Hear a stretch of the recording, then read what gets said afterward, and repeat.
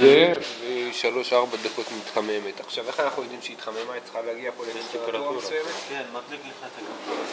הכפתור הירוק ידלק? אוקיי. פה את הקנטים. כן. כן. לא הפוך. אנחנו רוצים בעצם זה החיצוני, כן? אוקיי. פה בכל קאנט. חלק הוא פנימי?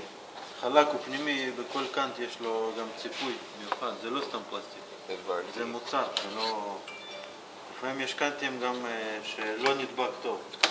זה תלוי גם באיכות, זה במקרה קאנטלי אני רואה. זה קאנטים טובים. זה עכשיו, פה כדי לבנות לו בעצם את התעלה שבתוכה הוא מתקדם, יש לנו כל מיני רוחב, לפעמים יותר רחב, פחות רחב. אז זה אני יורד על הקו ועולה טיפה. אני יורד עליו ויורד, כן? ופה אני מתקדם, יש לי פה עוד סטופר. אתה מתכוון לגובה העניין. פה אני יורד עליו ועולה טיפה בחזרה. מילימטר ככה למעלה. כן, ככה שלא ינהל. יהיה חופשי ולא יקפוץ. עכשיו יש לי גם פה, את העילית הזאת, כן. היא מקרבת ומרחיקה את הפחית פה. וגם יש פה גם מרחק. אם העובי קאנט הוא גדול, נגיד 7-6 מילי, אז בעצם להרחיק. אם זה 3 מילי, כן, זה להרחיק. כמה המקסימום? אני צריך לבדוק את זה בספר ספציפי של המכונה. או 6 או 8 אני חושב. אוקיי.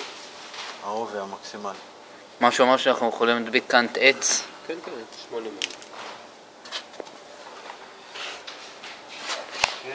זה הנוסחה שלי כאן, גם פה, איך מכונה יודעת, יש קאנט או אין קאנט, יש פה את הקרן האדום. אתה רואה שהוא חוצה אותו, הדבר הזה מקרין בעצם את הקרן ומחכה ממנו בחזרה. אם אין אותו בחזרה, הוא רואה שיש כאן בפנים.